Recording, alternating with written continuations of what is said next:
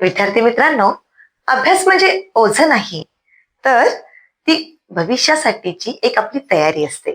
त्यामुळे दररोज थोडं शिका, पण मनापासून शिका. चला बोलूया आजच्या प्रश्न. एका 10 रुपयाच्या नोटांच्या बंडलमध्ये 95,319 ते 95,375 क्रमांकाच्या नोटा आहेत.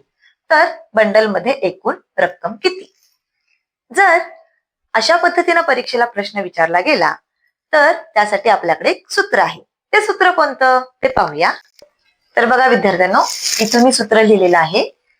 एकूण नोटा बरोबर शेवटच्या नोटेचा क्रमांक वजा पहिल्या नोटेचा क्रमांक अधिक 1.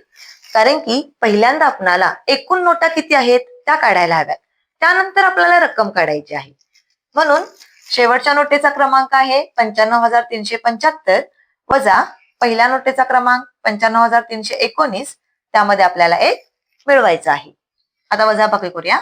15तनं 9 गेले, 6 उरले, 7नं 1 गेला, 5 उरले, 3तनं 3 गेले 0, 5तनं 5 गेले 0, 9तनं 9 गेले 0. म्हणजे इथं 56 मिळेल आपल्याला संख्या, त्यात अधिक 1 मिळवायचा, बरोबर 57. म्हणजे एकूण नोटा किती आल्या इथं 57. 10 रुपयाच्या नोटेचं बंडल आहे. मग आपल्याला रक्कम विचारले. आता एकूण रक्कम काढूया. एकूण रक्कम बरोबर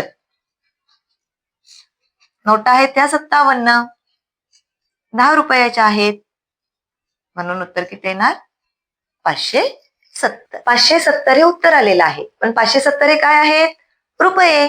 म्हणून उत्तर लिहिताना कसं लिहायचं? 570 रुपये. तर विद्यार्थ्यांनो, अशा पद्धतीची गणितं जेव्हा आपल्याला परीक्षेत विचारली जातील तेव्हा या सूत्राचा वापर करून तुम्ही ती गणितं अगदी सहज सोडवू शकता. आणि हा व्हिडिओला लाईक करा, शेअर करा आणि माझ्या चॅनलला सबस्क्राईब करायला विसरू नका. धन्यवाद.